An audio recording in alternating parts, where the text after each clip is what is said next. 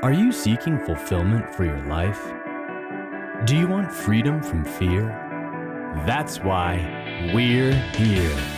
Welcome to Jesus 101, introducing you to the real Jesus. And now, here's your host, Elizabeth Talbot. Welcome back to Jesus 101. Today we're continuing with our study of the Gospel of Matthew. Matthew is quite an interesting gospel, and he will try to prove to you that all the prophecies of the Old Testament actually are fulfilled in Jesus Christ.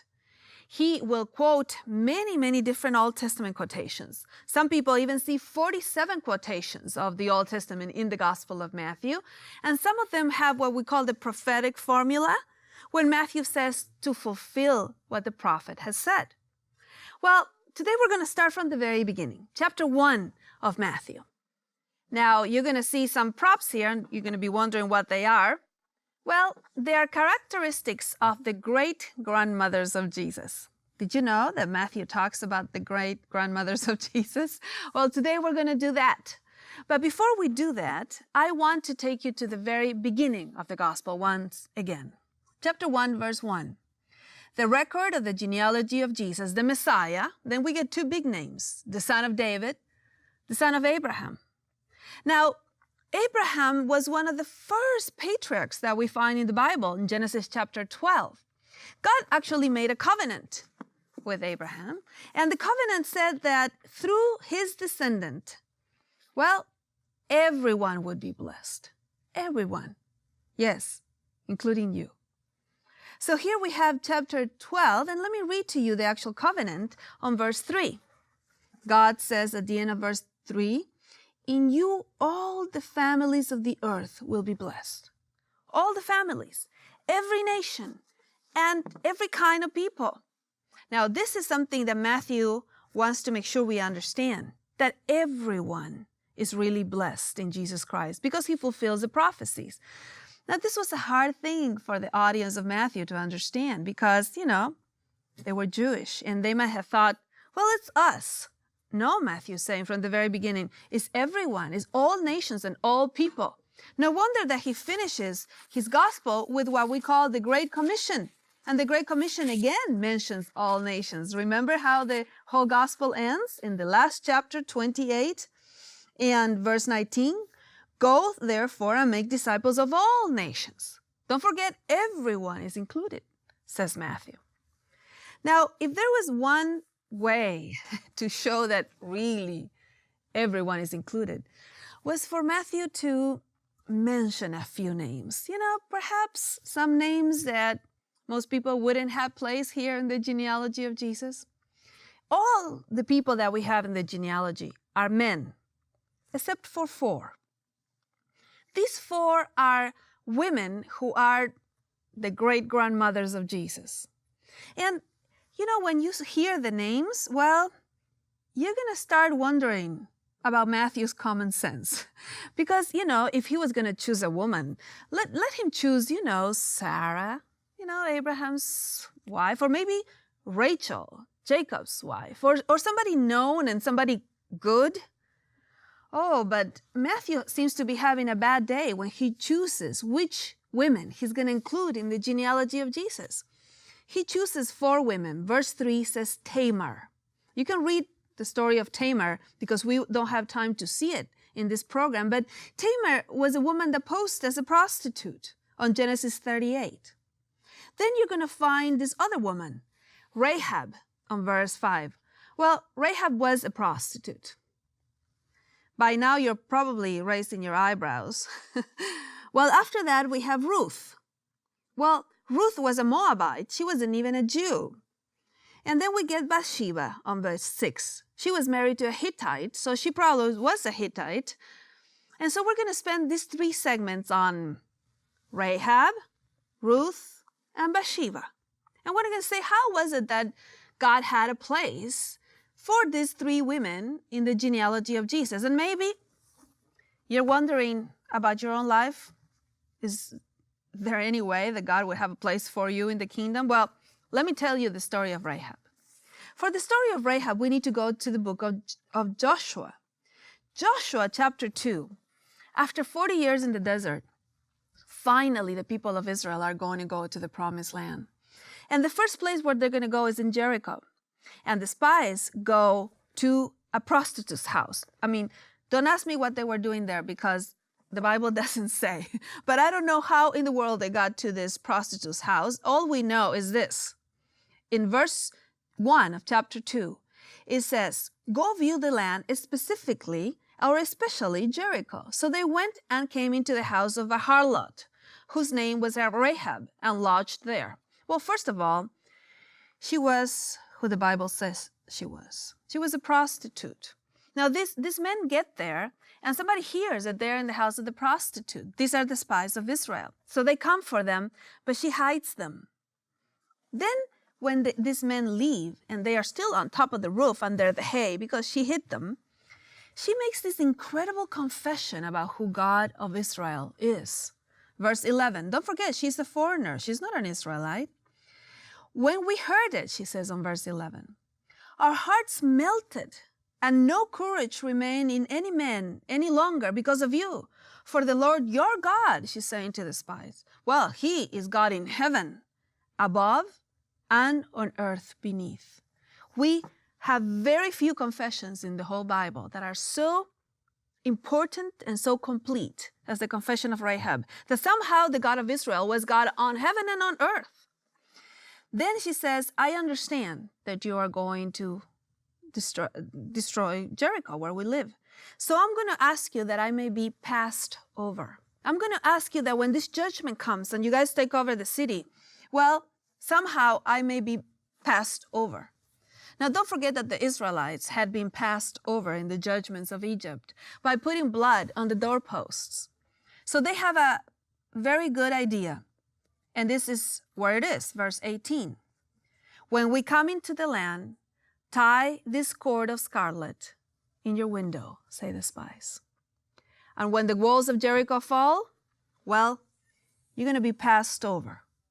When we see the red scarlet cord, we're going to be passing over your house, and you and everyone that is with you in this house will be saved." What a similar visualization as the one in Egypt, where anyone that was in the house that had the blood around would be passed over. Well, we are told that when the Israelites actually went to conquer Jericho in chapter 6, they did exactly that.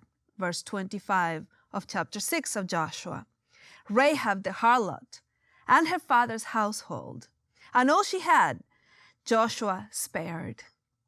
Well, because she hung the red scarlet cord on her window. Isn't it interesting that Matthew decides to, well, register her story in the genealogy of Jesus?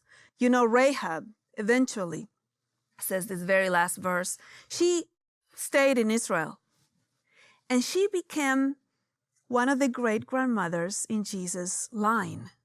Who would have thought that a prostitute would be there in Matthew chapter 1? Maybe you have thought that there's no way God can use you. Maybe you've been a public sinner. Maybe people really know about you. Well, I think this is one of those reasons why Matthew wanted to make sure he included the prostitute, the one that hung the scarlet cord. Because when we believe in Jesus Christ, we will be spared. You're watching Jesus 101. Welcome back to Jesus 101. We are in our series on the great-grandmothers of Jesus, and the reason why I'm holding a red scarlet cord is because Rahab, remember the prostitute of Joshua chapter 2? She is in the genealogy of Matthew when he's talking about the Messiah. He actually registers 4 women in the genealogy on chapter 1. You might have thought, well, this is a very boring chapter where this person had this son, who had this son, who had this son. Well, actually, it's very interesting that Matthew records 4 women, and all of them are very, strange reputation. So we have Tamar first from Genesis 38, and then we have Rahab, the prostitute who helped the spies when they went to Jericho to look at the land before they destroyed it. And she said, Please spare me and my family. Well, she was who the Bible says she was. And yet somehow God had mercy on her, and she was to put a scarlet cord in the window. And when Israel went there, they passed over her house, exactly like they had experienced back in Egypt when the blood of the lamb was on the doorpost, and whoever was in that house was passed over. Well, the other name we have here on verse 5 of chapter 1 of Matthew is Ruth. Salmon was the father of Boaz by Rahab. Remember Rahab? Boaz was the father of Obed by Ruth, and Obed the father of Jesse. Now we're getting closer to David because Jesse will be the father of David. But let's talk about Ruth for a moment.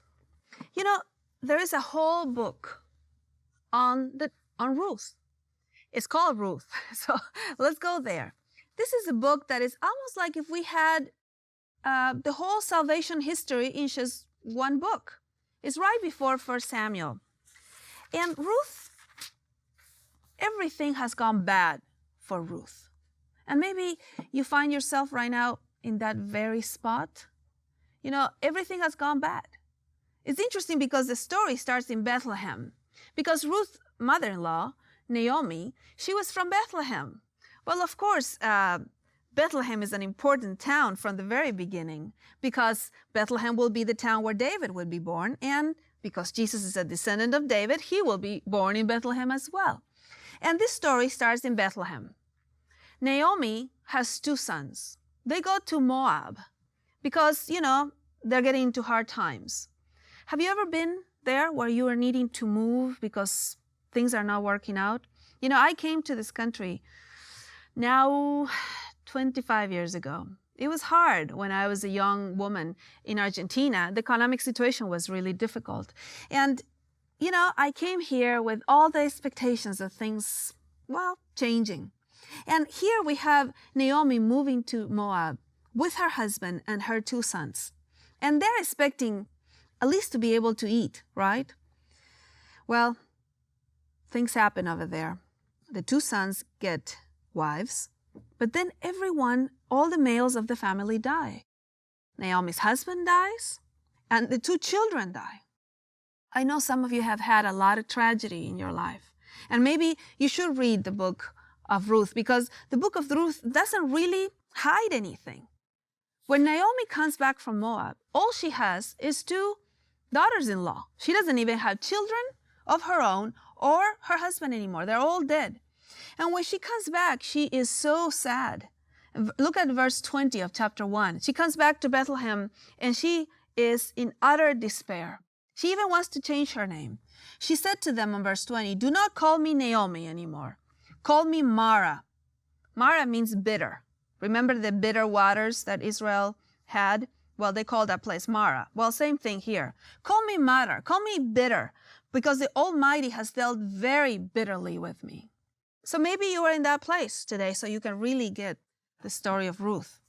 I definitely have wanted to change my name to Mara a few times in my life. So they're hungry and they need some food somehow. Now Ruth finds a place where she can go get some sheaves so that they don't starve. It happens to be the field of Boaz. Everything changes, and the pivotal verse is chapter 2, verse 20. When Naomi realizes that the man that owns the field, Boaz, is their Goel. Remember, Goel means kinsman redeemer, the closest of kin. It's very interesting to notice that God calls himself our Goel throughout the Bible because he is our closest of kin, because he made us in his image, and therefore he's the one that is supposed to pay our price so he could redeem us and take our shame away. But another role of the Goel was to marry the widow so that they would have children for the deceased relative.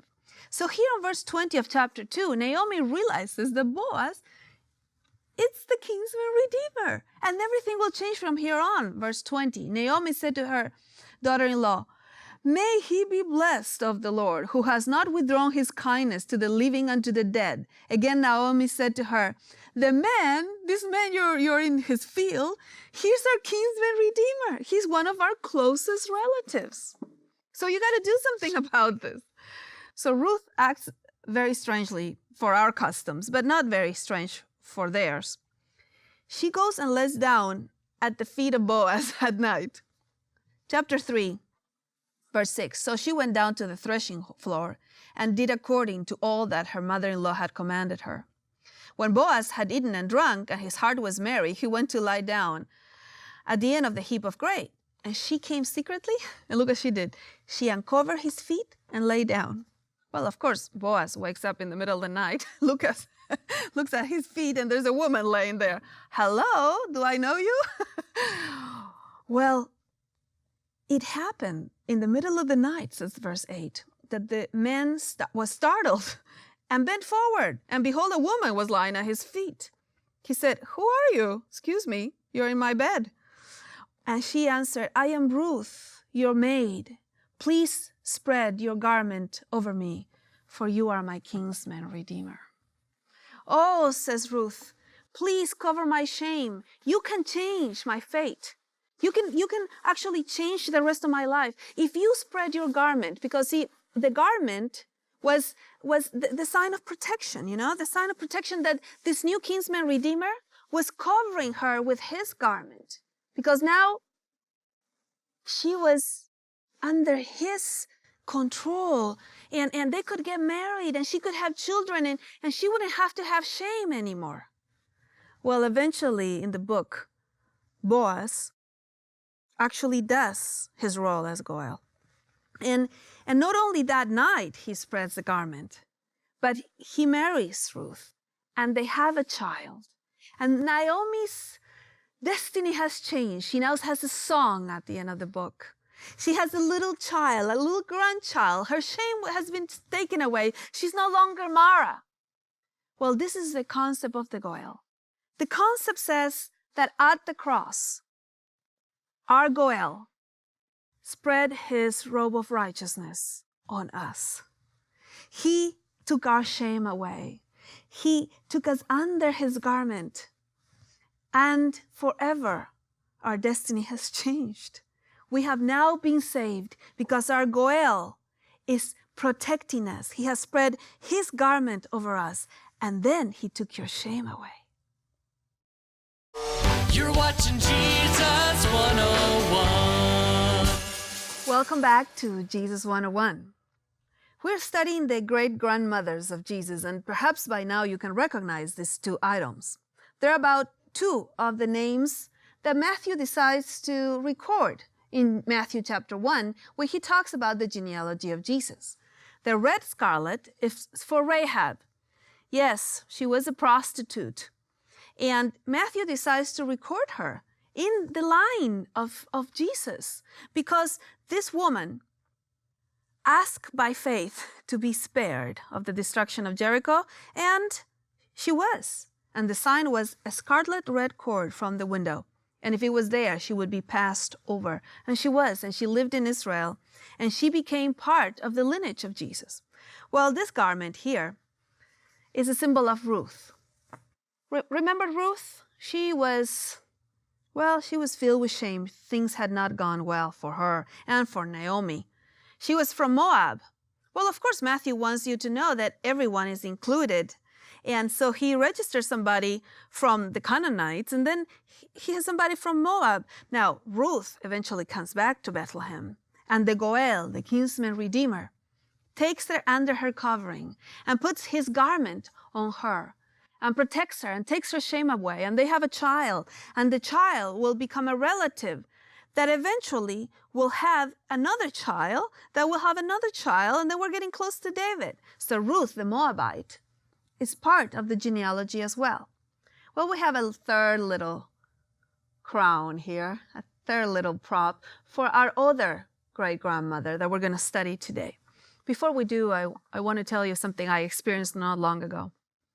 A young woman came to see me, and she said to me, "I know that God has certain principles for the way we should behave before marriage. But I want to know, I understand the mistakes I have made," she said. "I want to know, can God still bless me with a good marriage, even if I have messed up pretty badly? I mean, maybe I didn't know all these things, or maybe I disobeyed them at some point." Well, I said, absolutely yes. He can still bless you. But how can this be, she said. I said, well, at the cross, Jesus purchased the right to bless us. The price for our healing was upon him. By his stripes we're healed, and the price of our peace is upon him. I said, let me tell you a story about one of the great-grandmothers of Jesus. It's Bathsheba. The next one that you see in verse 6 of chapter 1 of Matthew is this woman that became infamous because of what David did.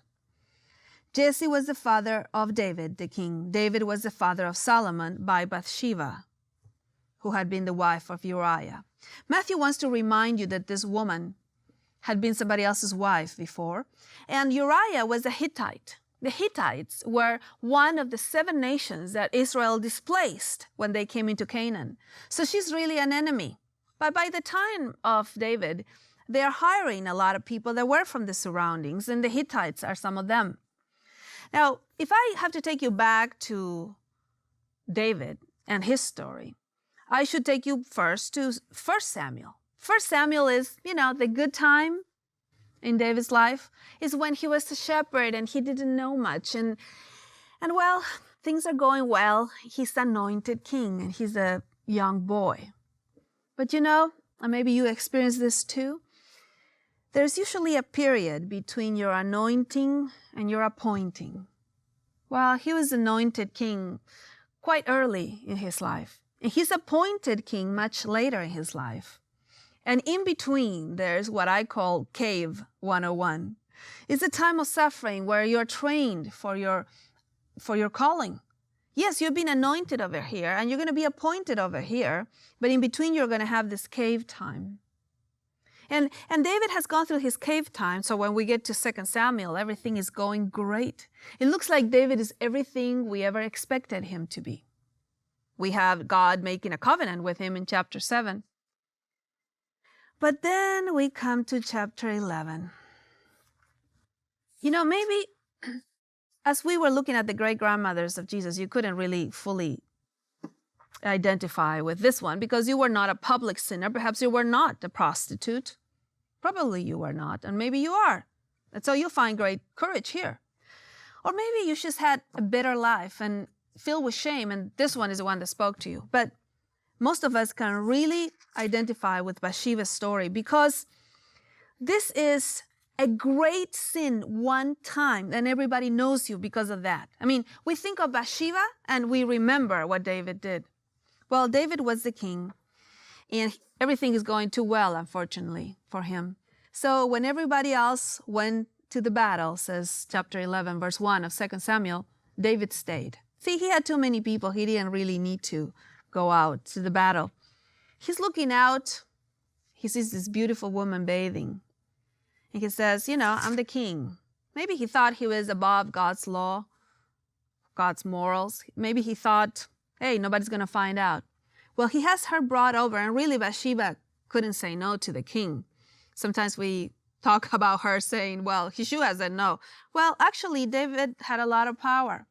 He says, you're going to be with me. They sleep together, and she gets pregnant. Soap opera style. And David says, what am I going to do now? Okay, I have an idea. I'm going to kill her husband. So that's what he does. So by now, David has committed adultery and has committed murder. And he has Uriah killed. And actually, Bathsheba is mourning him. Nathan, the prophet, tells David that God knows about him. This child will not survive. I know there's consequences to the things we do wrong. But the ending of this story blows my mind away. If I didn't have this story, I don't know. I don't know how I could face my own life. Chapter 12, verse 24. David comforted his wife, Bathsheba, and went into her and lay with her, and she gave birth to a son, and he named him Solomon. Solomon, the wisest man that ever lived on earth, was given by God to David and Bathsheba. And it says here, the Lord loved him, loved Solomon. I mean, couldn't have God chosen somebody else to bless with the wisest men on earth? Why would Bathsheba wear the crown of the mother queen? You know, she had made a lot of mistakes. And actually, David had so many wives, God could have chosen, really, somebody else. But God was making a point. That even if you have made a great mistake, He really can take all things and make good for those who love Him. He really takes all things, not only the nice things, all things, and He makes them good. And here we have Bathsheba wearing the crown of Solomon's mother, and she shows up to the genealogy of Jesus. And it's all because God is able to bless those that have made mistakes. Because really, at the cross, by His stripes, we were healed.